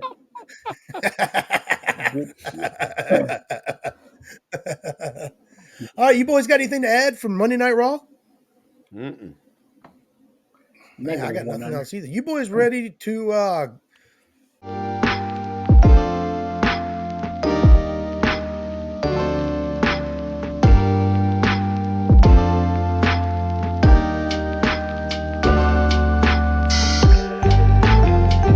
give some awards? Yes, Let's give sir. some motherfucking awards. Yes.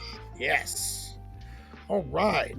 Let's see here. We're going to start with the double champ as always when it comes to awards because he's two-time champion around here. He carries 2 belts. He carries That's right. He carries the podcast on both of his shoulders, literally. Are you saying boo? Or are you saying boo? I'm saying boo. Oh yeah, boo that man. Boo that man.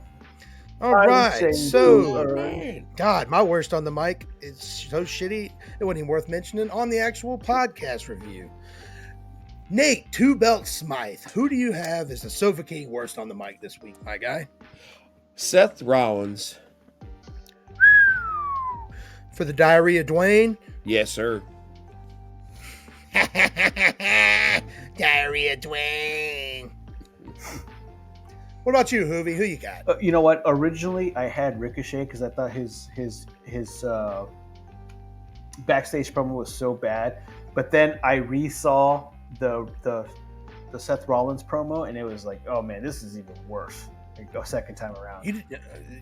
So you're going with Seth Rollins. I feel you. But that Ricochet was him walking up to, was it Aldis?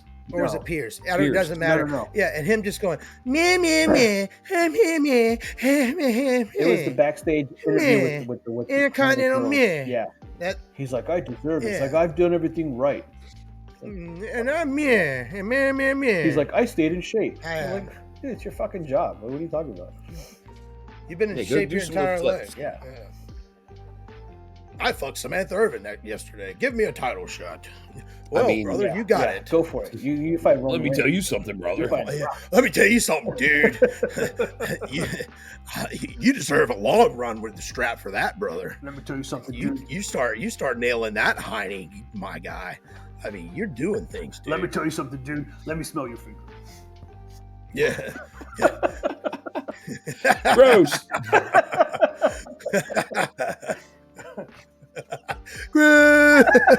All right.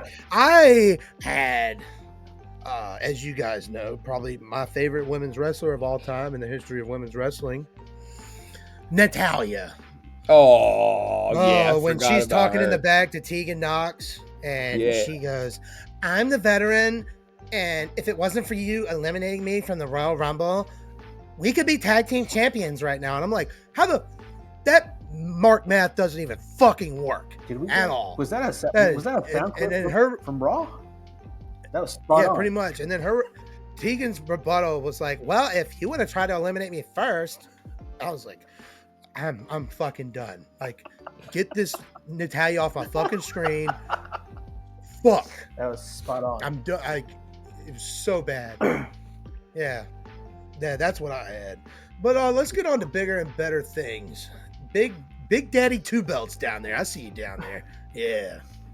I call you Big Daddy Two Belts because your son actually has the two belts. Yeah, they're upstairs on his Yeah. shelf. In your house though. Let's get down. Let's keep that. You know, Yeah. At the end of the day, you are In your dad. house, 96. Yeah, in your house, 96. Nice. Yes. You think Sean Mooney is going to be there from that clip you showed me earlier from the news? But let's move it on.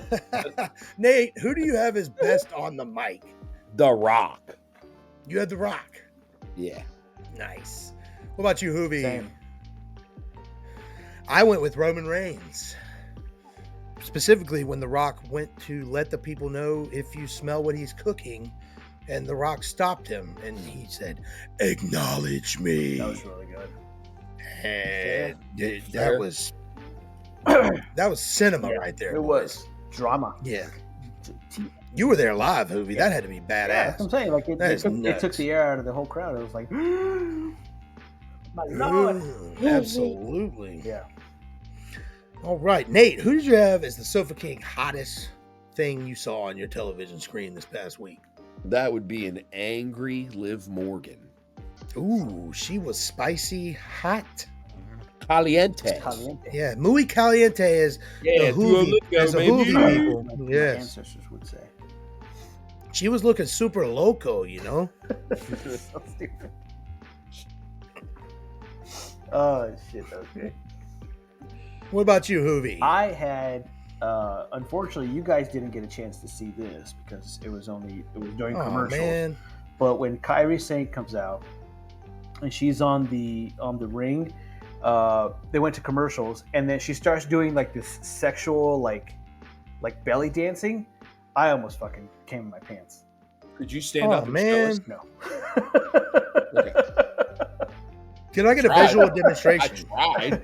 She just started like this, like just going so like just like that. It was fucking. Was she It a was. fat guy in a little coat? It was. Yeah, so- was she a fat guy in a little coat, Yeah. or was she more truffle shuffle? What's It was happening more here? truffle shuffle, but it was. No. Oh, It was like nice. very like sensual.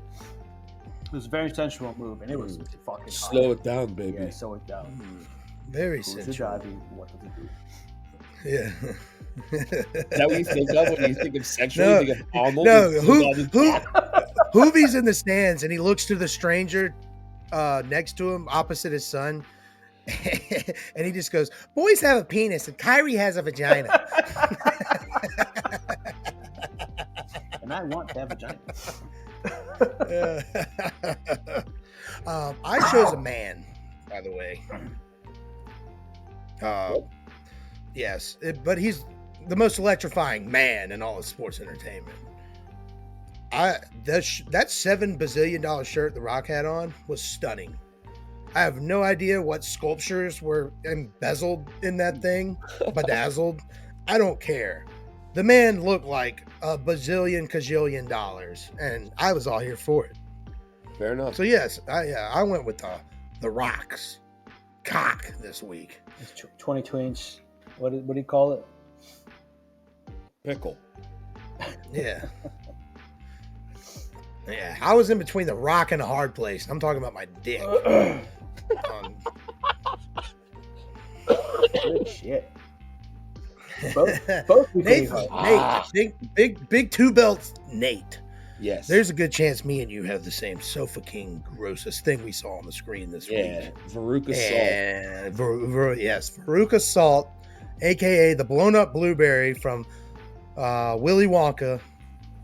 Yes, her name was Nia Jax. That is correct. Before I even let Hoovy give his, that is who I had. Veruca Salt, the blueberry, whatever the fuck that was. Thanks for coming. What about you, Hoovy? The Shane Baszler award goes to Shane Baszler. Oh shit, I forgot that is the Shane Baszler Award. Son of a bitch. I find Nia Jax more Keep the attractive. legacy going. Yeah, I find Nia Jax more attractive than Shane Baszler. It's a fact. That's I find Nia 1000% Jax agree with 100 that. times more attractive than Shane Baszler. So, But I the get- back and forth dialogue that me and Nate had about Veruca Salt That was sold pretty me as funny. that. It was pretty yeah, funny. Yeah. What so- do you get when you guzzle down sweets? Type 2 diabetes. Type 2 diabetes. Type 3. Diabetes. I got the diabetes. No, diabetes. All right. Nate, what'd you have as a Sofa King shitty move of the week? Putting a women's tag match at the middle of Raw. Yeah, That was pretty shitty, dude. That's pretty shitty. That had 11:15 written all over it. What the hell? That's pretty bad. What about you, Hoovy? In that same match, the women's tag, Carter is on the ropes, their back towards the ring, inside the ring, and Shayna Baszler goes and tries to knee her in the back, and she fucking slaps her leg before she even makes contact, like a second late. Not one of those. It was bad. It was really bad. That match was horrible. Yes. What I went with, I'm not even going to say it was shitty. It was awesome at the same time. I'm not sure. But there was a botch between Randy Orton and Austin Theory on like a superplex where I guess Randy slipped. Yeah, that was cool. And it looked cool, but Austin Theory jumped off the ropes as if he was giving Randy Orton a blockbuster. Yeah. But then Randy Orton sold it as if nothing happened. It was confusing. Like live, when I saw it live, it was confusing. But then I was like, okay, yeah, it's because he botched it. I couldn't think couldn't think of too many worse moves. The one you said with the Shayna Baszler one, yeah, now that I think about it, that sucks. But actually, now the more I think about it, the Randy Orton move's kind of cool because Randy just walked off casual as fuck. I meant to do that. It looked cool, yeah. So it did look cool. So I really couldn't even call it a botch or a bad move. I just really couldn't think of nothing this week. So I'm gonna switch mine. That Shayna Baszler slap sucks. Yeah.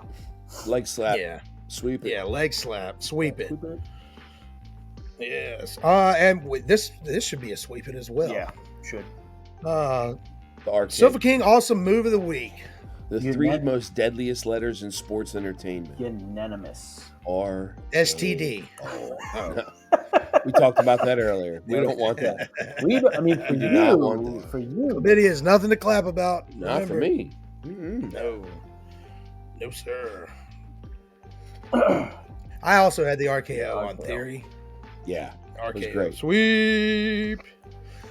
Sofa King bad match. I think this might be a sweep as well. Who do you got, Nate? Women's tag match we just talked about. I concur. Me too. Triple sweep on the last three. And finally, Nate, you and your 2 championship belts for now. Sofa King awesome match of the week. I loved Gunther versus Dom. Hoovy? I did love Gunther versus Dom, but just watching this match live was way better, and I'm gonna go with the street fight. Nice. Yes. Okay. I went with Gunther versus Dirty Dom as well with Nate. But you know what? Watching a match live can completely sway. Sure can. As, what it looked like on TV. Yeah. The only when I went to Dynamite Revolution this past week, the only match to me that was better when I rewatched it, because I rewatched every match, was the Ospreay Takeshita match. Because I didn't get to see the facials of each other. I didn't get to see the angst in their eyes. And when it comes to, he's not selling this, he's not selling that, when you're watching that match, you don't think about that unless that's just something you actively want to criticize. That match was awesome. It was badass. One of the best matches I watched live. Obviously, I've said that, but then rewatching it, it was even better because there's certain things you can't see from the crowd that you get on TV. But then also, when you watch it on TV, you don't get those things from the crowd that make it just so awesome. The welt on Ospreay's back after he took that suplex thing on the turnbuckle was. Oh, dude, that was devastating because that was the turnbuckle facing me. Yep. And it was brutal. I thought he was paralyzed from where I was sitting. Yeah. My God, he's dead. My God, he's dead. Yeah. Good God Almighty. Good God Almighty. I killed him. Yeah, God is my witness. He's been broken in half. But yeah, that'll do it for awards. All right, you boys ready to give some you got any news and rumors? I have a couple. You got a couple?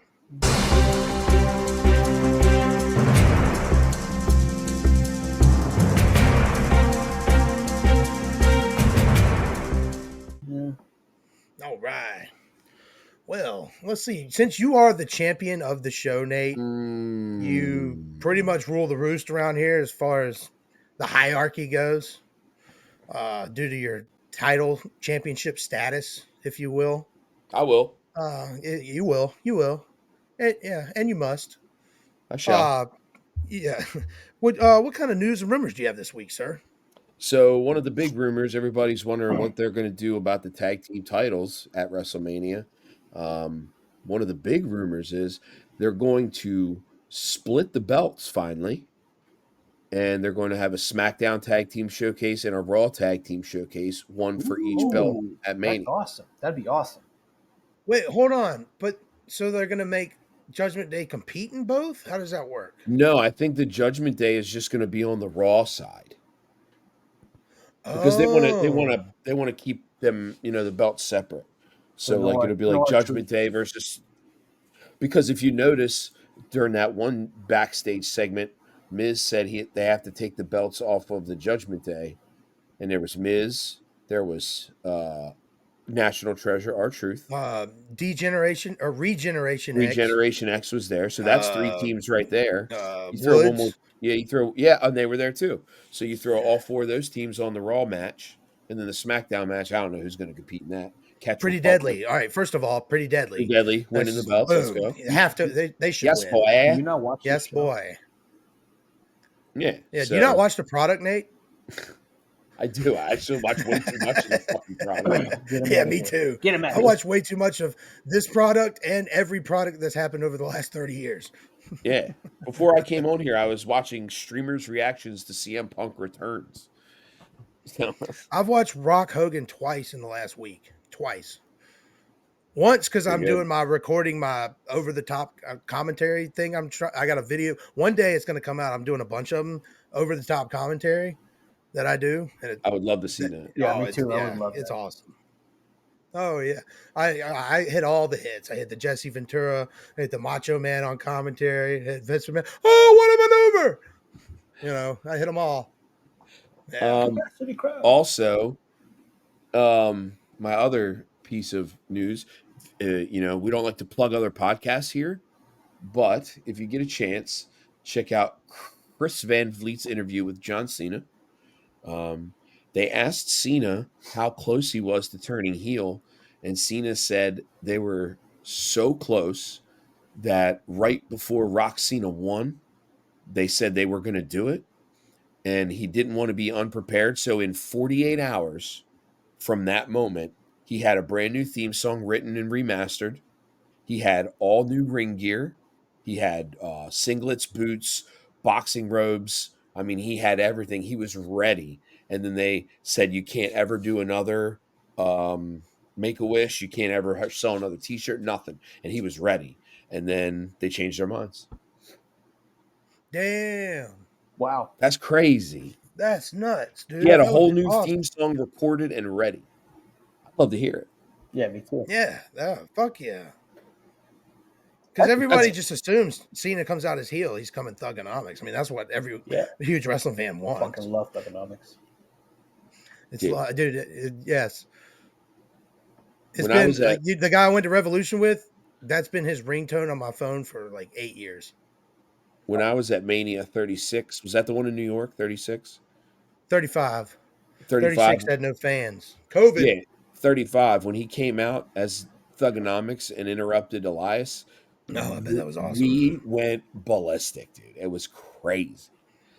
But yeah, that was Cena was ready to turn heel. Ah, that's incredible. That's crazy. Yeah, I definitely awesome. listened to that whole interview. Yeah, I need to go back and listen to it because that's some of my news is from Cena. Cena dropped a lot of knowledge in that interview, apparently. Okay. Yeah, absolutely. Tell us about it. Do tell, girlfriend. Would you like to know some about it? I would love to. Oh, well, during this said interview with Chris Van Vliet, who, if you guys don't know, Chris Van Vliet is one of the best interviewers, podcasters, general wrestling personalities out there. Yeah, he's good. Like, he does great work. He's not like that scumbag SRS or that dipshit Dave Meltzer, just out there spewing misinformation. He just interviews people, and he's a huge wrestling fan and just a genuine good guy. And like Nate says, he recently had the WWE legend John Cena on his show. And on his show, he gave his goats of professional wrestling, his Mount Rushmore, if you will. I will. His 4 names he believes stand above the rest in the history of WWE. His choices were the immortal Hulk Hogan, Stone Cold Steve Austin, What? The Rock, and the current undisputed Universal WWE Champion, Roman Reigns. I found that pretty interesting that that's who John Cena chose as his Mount Rushmore, basically, if you will. I will. It's pretty good list. Yeah, it's a good list. Yeah, you can't argue with that It's list, tough. really, Yeah. overall. I mean, Roman Reigns is more current, you know. If you had to put someone who's not an active competitor on there, if John, I mean, I would have to imagine he would say like Kurt Angle or Undertaker next, something like that. Yeah. But other than that, it's a pretty good list. I ain't mad about it. Yeah, no. Yeah.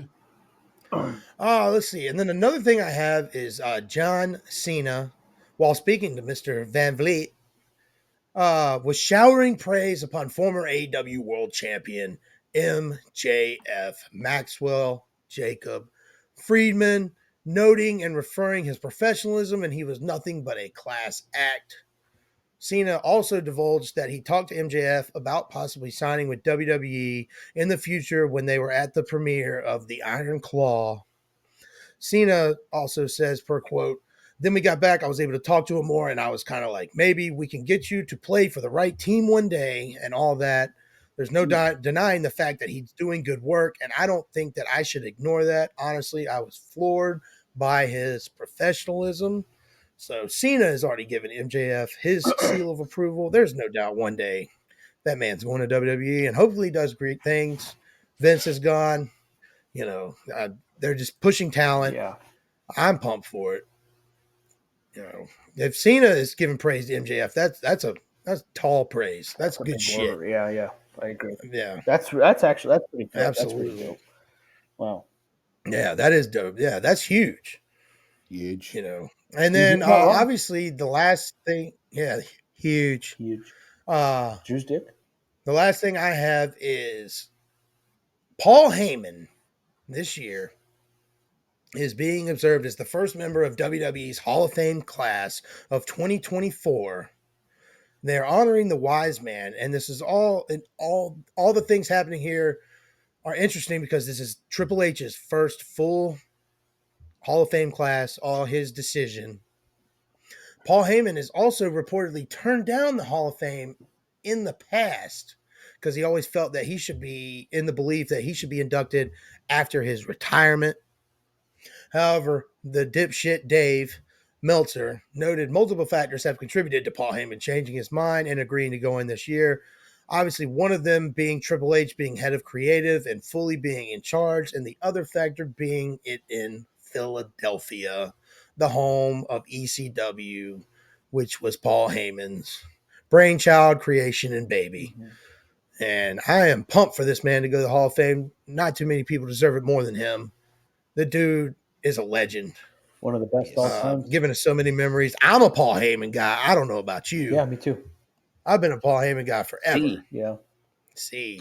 One of the best or the best to ever do it in his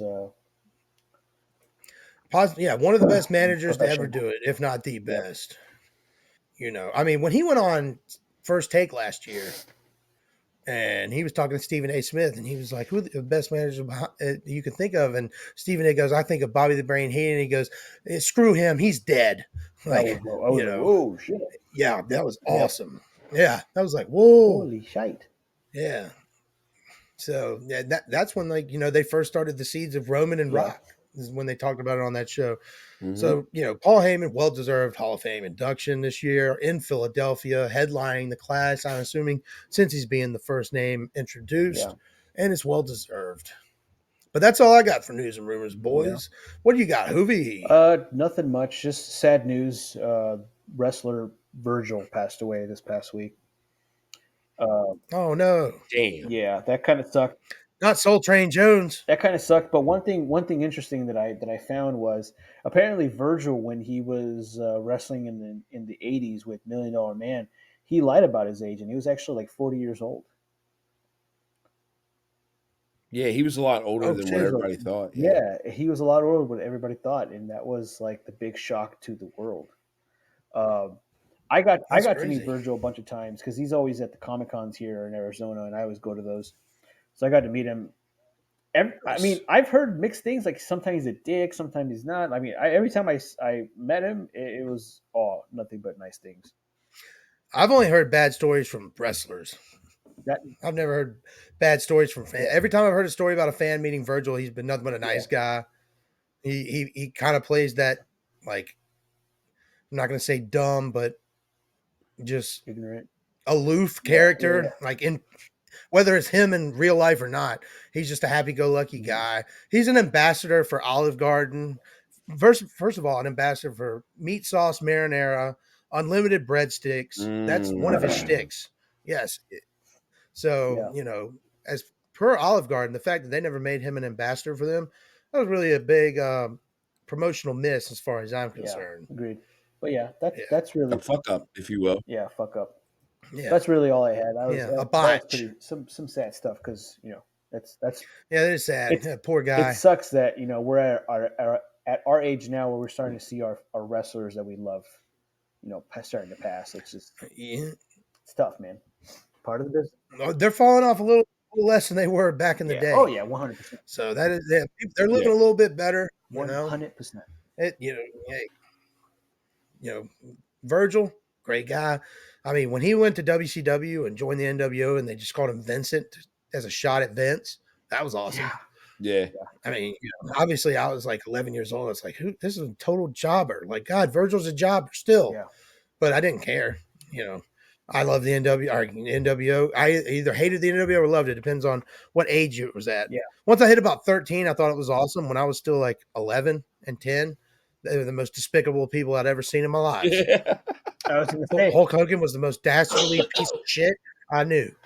There was nothing worse than Hulk Hogan, Scott Hall, and Kevin Nash for like a year and a half. And then all of a sudden I was like, wait, these are the baddest men in the building. Holy shit. This is awesome. Yeah. Don't get no better than this. But with all that being said, R.I.P. Virgil, also known as Mike Jones. That's his real name. Michael Jones. Mike Jones. Don't act like you don't know Yeah, the name. Mike Jones. Oh, I know his phone number still, boys. 281-330-8004. Hit Mike Jones up on the low because Mike Jones about to blow. I know it all, boys. I so good. much useless knowledge up here. No, that's very useful knowledge. It Yes, made me laugh. sir. Yes, if you still call that phone number, Mike Jones will come up on voicemail. It still answers the voicemail. Yeah, he's still taking calls. We called it like maybe I want to say maybe a year ago. We called him. I'm kidding. Oh, nice. We heard that song. It's like you can call it. We called it. It's pretty good. Yep. Damn right. I tell everybody. Yes. Fuck yeah. All right. Well, that's all I got for news and rumors. That's all you boys got. Once again, this is a wonderful show by Sofa King Smarts podcast. Once again, if you could do us a favor and give us a like, follow, and subscribe on our YouTube channel, our Spotify channel, and our Facebook page, Sofa King Smarts podcast. We are growing every day. We also have an Instagram and a TikTok at Sofa King Smarts Pod. My name is Chet Von Chetsky. You can follow me at Chet is Wrestling. And that over there is Whovencio, also known as Whovencio. And what is that other thing we can follow you at there, buddy? That dude Ben 85 everywhere else. There it is. I couldn't remember it, so I had to throw to you there. My apologies. Dat Dude Ben 85 and Whovencio. And down there at the bottom, that sexy son of a bitch, the number one car salesman in America. No one sells more cars than him. No one is currently holding more belts than him. He is Nate Smythe. He is the hottest man in the professional wrestling business, the podcast business, the car business, show business in general. He might as well be the goddamn Rock, the people's champion. He's the most electrifying man in all the world, as far as I'm concerned, because he has all the belts. He holds all the belts. Hoovy, we got to do something about this. He holds all the cards on the podcast. He's the king of the roost, and there's basically nothing we can do about it until predictions time. Make better predictions. That's the only thing we can do about it. Yeah, the UFC, you're gonna lose one of those belts come I don't this think Saturday. so. Yeah. Come high noon on Sunday. Yes. You will be one belt Nate. Yeah, you will have no more belts. There'll be 0 belts to talk about. By the time WrestleMania 40 comes around, you will have no belts, no prospects, possibly no job, because you'll be selling no cars. Nobody's buying cars from no one as a champion. Used car salesman Nate. Yeah. Yeah, it'll be a used car salesman. It used to be a new car salesman. Now you're selling beaters, jalopies. Yeah, pieces of shit. Can't even get 12 miles to the gallon. Yeah. Also, it comes with a $900 a month payment paid directly to Nate Smythe Incorporated. Yeah. Yeah. 29%. Remember, folks, like and subscribe. See. Yes. Thank you for watching Sofa King Smarks podcast. Yeah. And if you could do the Macho Man a favor, if you could please give them a like, follow, and subscribe, the Macho Man would appreciate it.